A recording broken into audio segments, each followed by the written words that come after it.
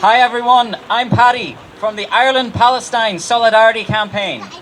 About a month ago we set up a Mid-Ulster branch to mobilise support and action for Palestine in the local area.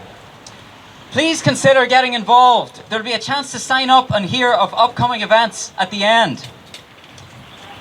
It's great to see so many of you here today to demonstrate that Mid-Ulster and Tyrone stand up against Israel's genocidal war on the Palestinian people, and that we're all disgusted by the genocide openly supported by the US, UK and EU. Shame on them.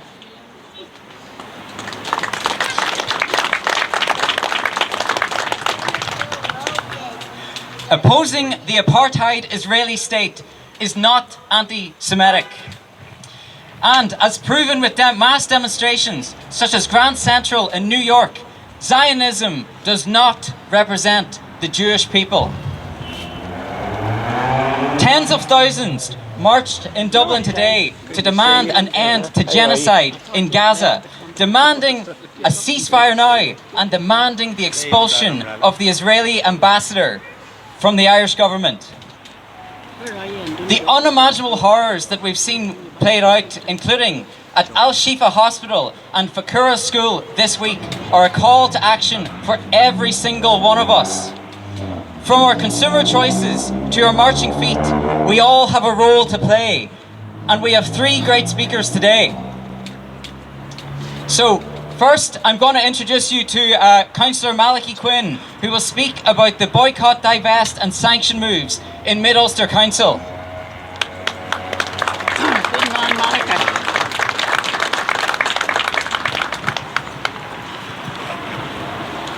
I should have wrote something down. Don't worry. First of all, well done to everybody for coming out today. Bad weather, but it shows the depth of feeling that everybody holds for the genocide that's happening over in Gaza over the last month, well, over the last 70 years, to be perfectly honest. One of the questions I ask myself is, what can I do? What can we do? And one of the best things we can do is join the BDS movement. Mid-Ulster joined the BDS movement in 2019. That means we will boycott any goods that come from either Israel or from the occupied lands in Gaza. That is the best way that anybody in this area who's standing here today can show their defiance against the Israeli state. How can you watch over the last month of premature babies dying in hospitals, being left to die in hospitals, being told that you're anti-Semitic because you oppose the Israeli government and every move that they're doing? Benjamin Netanyahu is sitting there trying to score votes from killing children, and that's basically what it is. If they can't get the land from Gaza, they're going to kill the people that have that land. If they can't do that, they're going to completely wipe out a generation of children in order to get what they want. But we won't stand for it. What we can do is boycott everything Israeli. What we can do is write to our representatives and demand that they stand up for us. We can't have people like Rishi Sunak sitting over in London telling us all that Israel has a right to defend themselves while 13,000 people lie dying in the Middle East. We can't stand here and do nothing while America tell us all how righteous Israel are while 12,000 people die in the Middle East. And we can't stand here and let anybody lecture us while 12,000 people die in the Middle East. It's absolutely ridiculous. Well done to everybody for coming out today. I'm here to try and support as much as I can with people from every shade of political party standing here, people for profit, ourselves and anybody else. There's plenty of unionists that support the cause as well. We'll not be shouted down by anybody, and well done for setting this branch up. Hope it continues, and well done for everybody coming out. Thank you very much.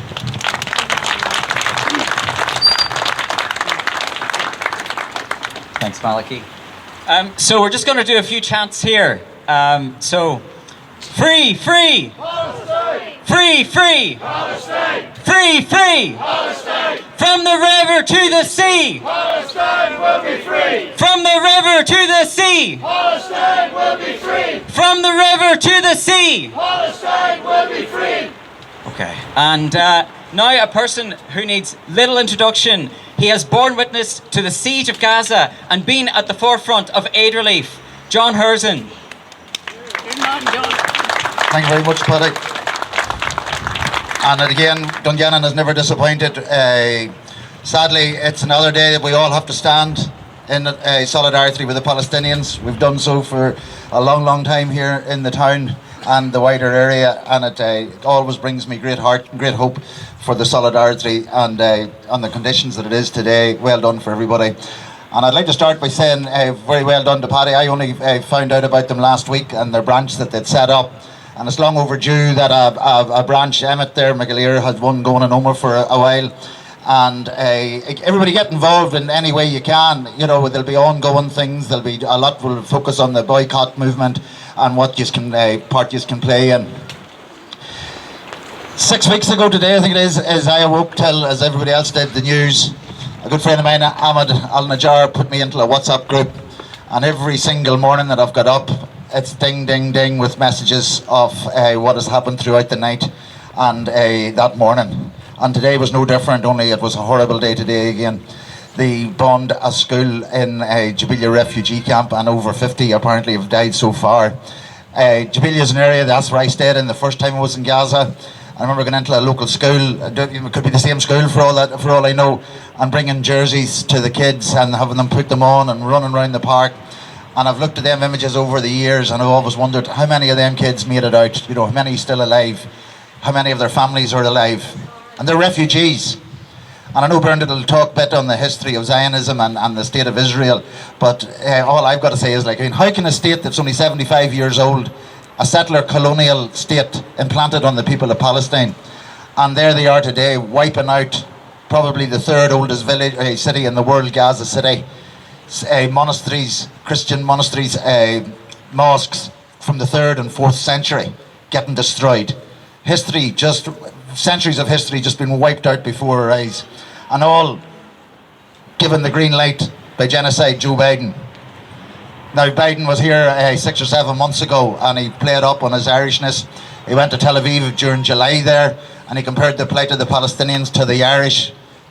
He probably wasn't far wrong, but where he was totally wrong is that he's hitched his ride to the Israeli regime, the murderous Zionist regime.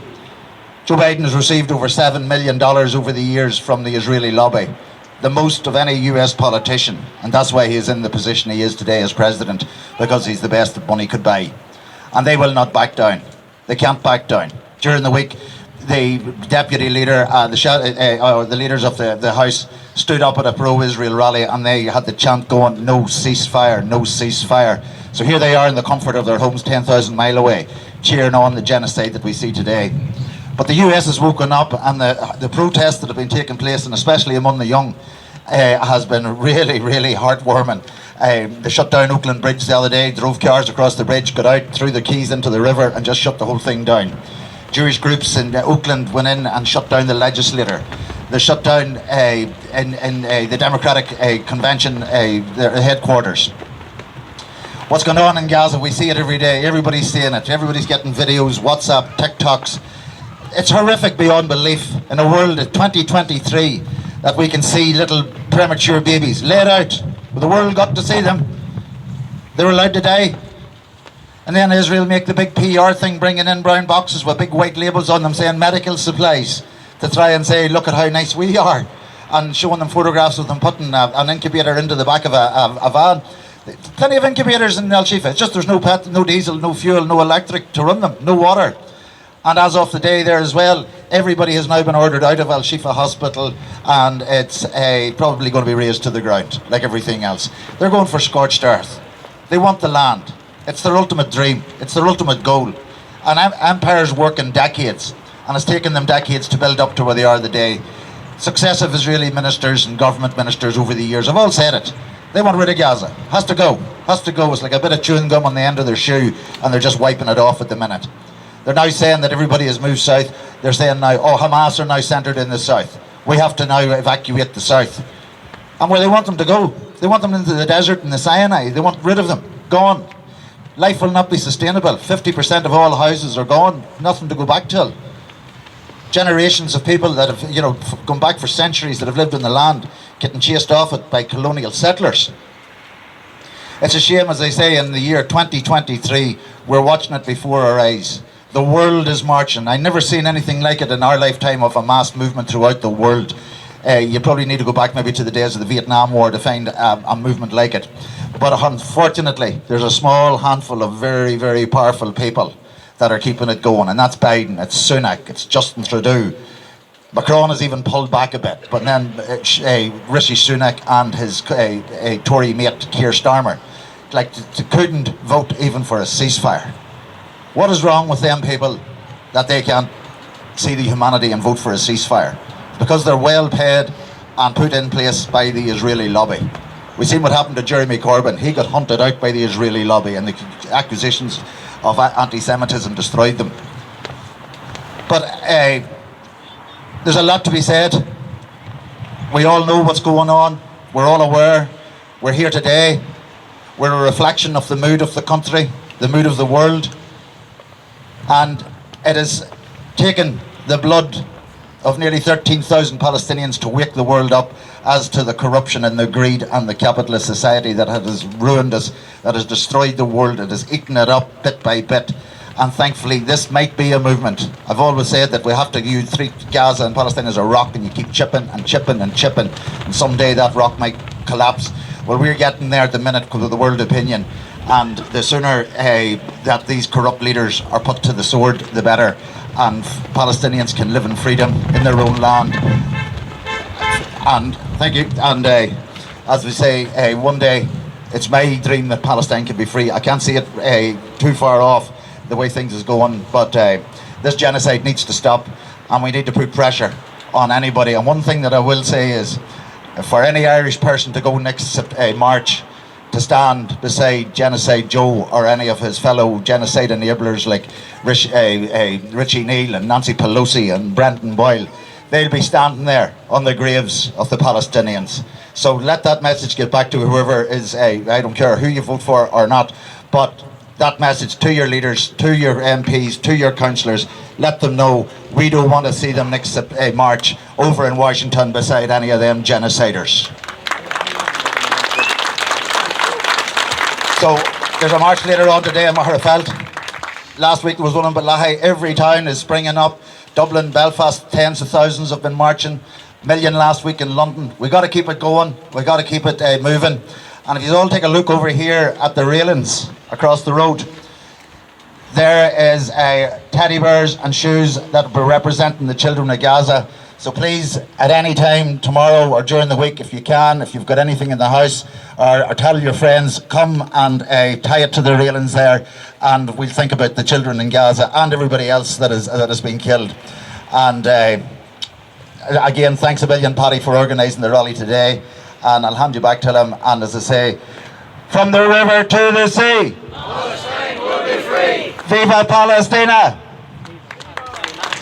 Thank you very much. Lastly, a person who needs absolutely no introduction, who has been on the right side of history, even when it wasn't popular, Bernadette McAliskey.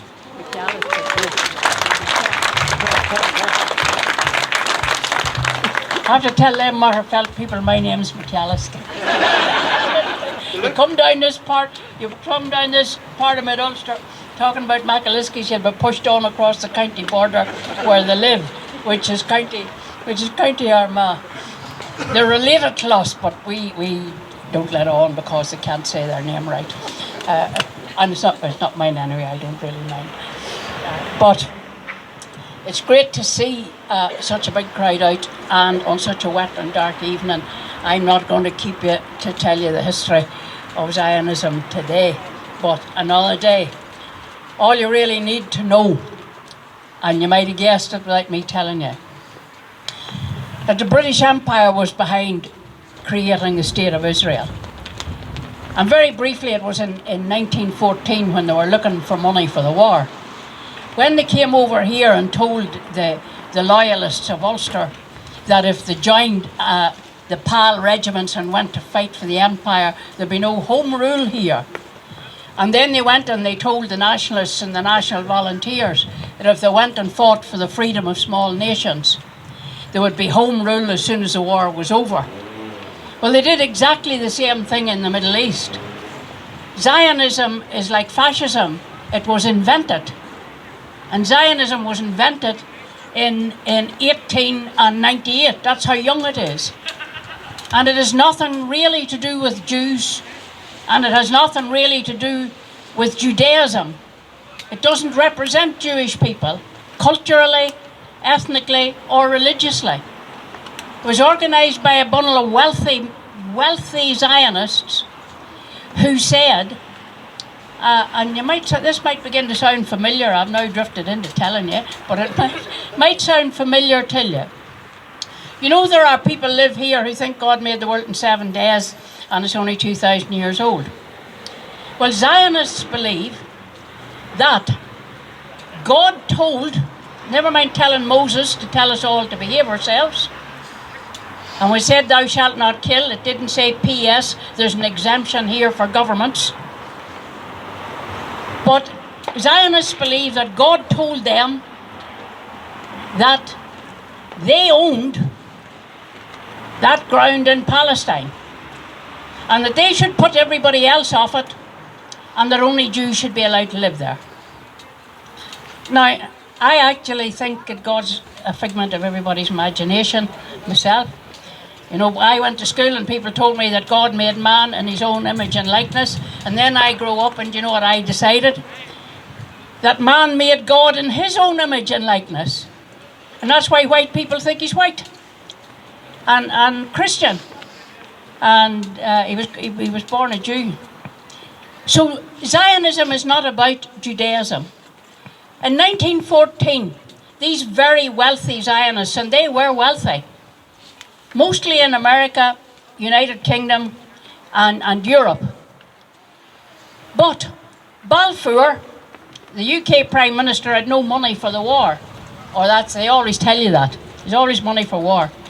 So Balfour, Lord Rothschild, who was a member of the Zionist lobby, very wealthy man in the House of Lords, persuaded Balfour that if he promised land that he didn't even own, if he won the war and Palestine became part of the British Empire, that he would give it to the Jews, or give it to the Zionists, to build a Jewish state. Very much like telling the loyalists here that there would be no home rule here. So the Zionists of America gave him what would today be the equivalent of billions of dollars for the war. The British then and the French went to the Arabs in the region and told them, because the Palestinians were under the thumb of a different empire, the Ottoman Empire, and told them if they fought for the freedom of small nations, that the Palestine would be free under the protection of the British and the French.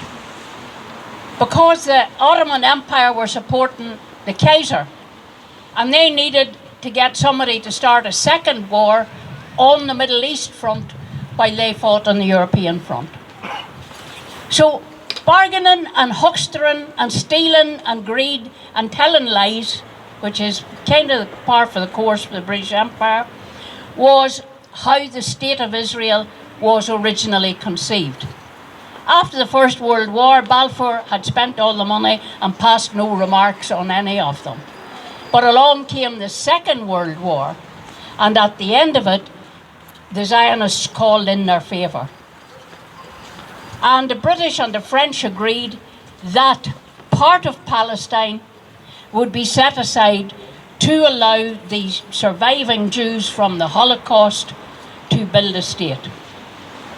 In 1948, unilaterally, without even the British Empire's consent, the right wing of the Zionist movement attacked the Arabs living in Palestine and drove 70,000 of them out of the country. Now, when in Palestine, Israel was formed in 1948, the Jewish people were a minority in the country. Most of the people living in Palestine were Arabs, a very small number of Christians.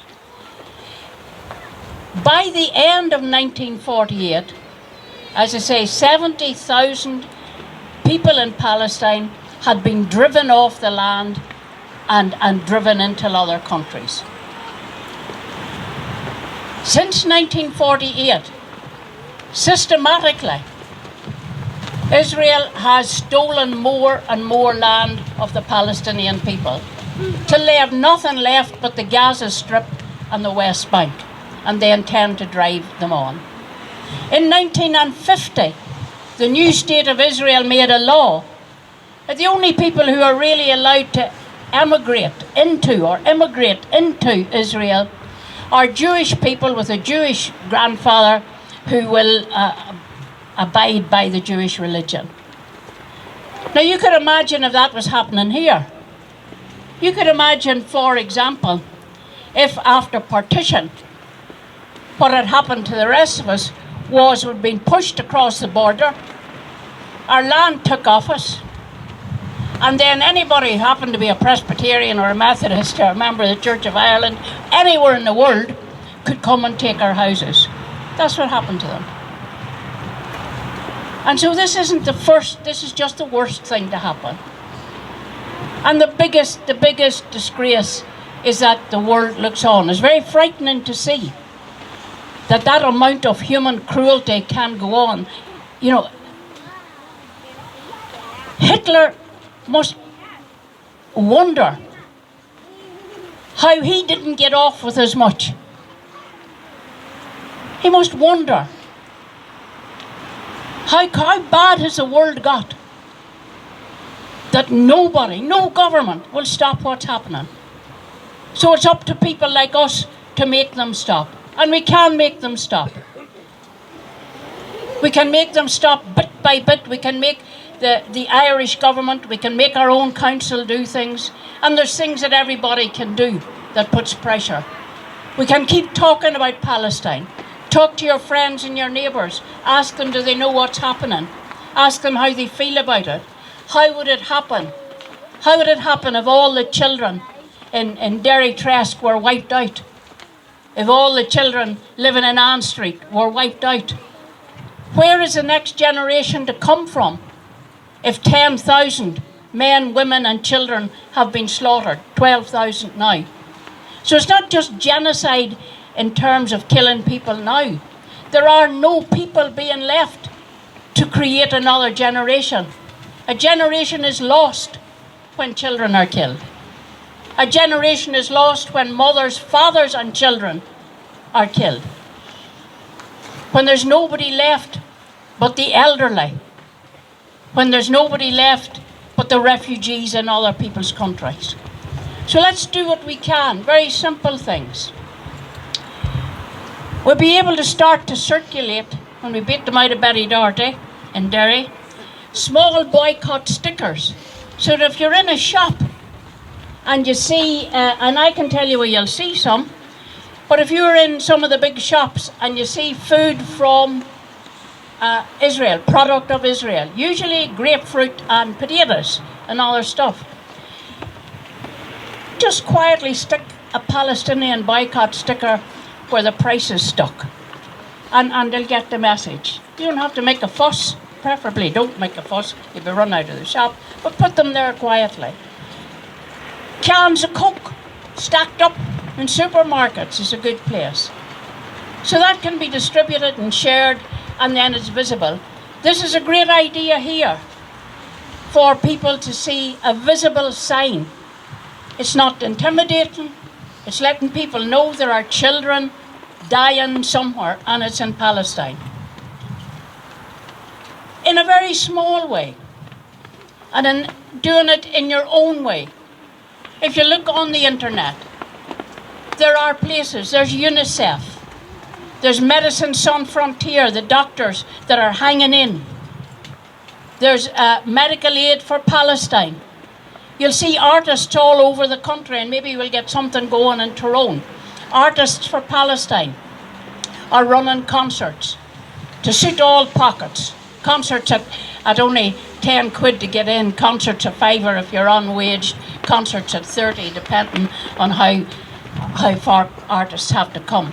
And that money is going to an organisation that's called Children's Relief for Palestine. But it's up to yourself. You may want to give some donation to something else. Doesn't have to be a lot, because people don't have a lot. But if every extended family gathered up £1 from everybody that had it, you could get £20–25 from an extended family in this area. And if you had 100 families who between them had gathered up £25, you'd have £2,500 that could go to UNICEF, that would look after the medical needs of those children. We children can make a sacrifice. No more McDonald's. No more McDonald's. McDonald's feed the soldiers that are killing Palestinian children.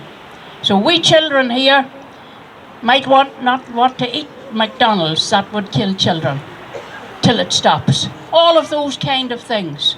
And we can continue to speak, continue to march. And thank you Malachi, in terms of the council. We need to put a motion to our council to support a ceasefire. And thank you to Derry Tresk and to the Clarks and across the county border till Clonmore. You can see the family. you see where we've colonised. All of those GAA clubs have passed motions in support of a ceasefire. And so go back to your own club, or your soccer club, or your rugby club, or your angling club. Go back to your mother and toddler group. All of those to create that swell of support that lets people know, and lets the people of Palestine know, they do not stand alone, because nobody will stop this genocide, only us. Thank you very much.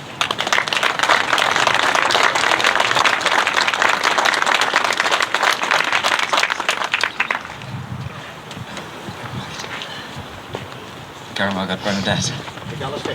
McAllister, that's it. I'll get that right next time. And remember, there's a stamping joke around here. Nobody can say that damn right. I think we're foreigners or sail off the coal lorry coming from Ukraine. Yeah, I'd just really like to thank Bernadette, Malachi and John for speaking today. It was very last moment and the turnout's great. It is freezing, so I'm only going to be a few more moments here. Just want to announce a few things. But yeah, just actually a round of applause just for the speakers there.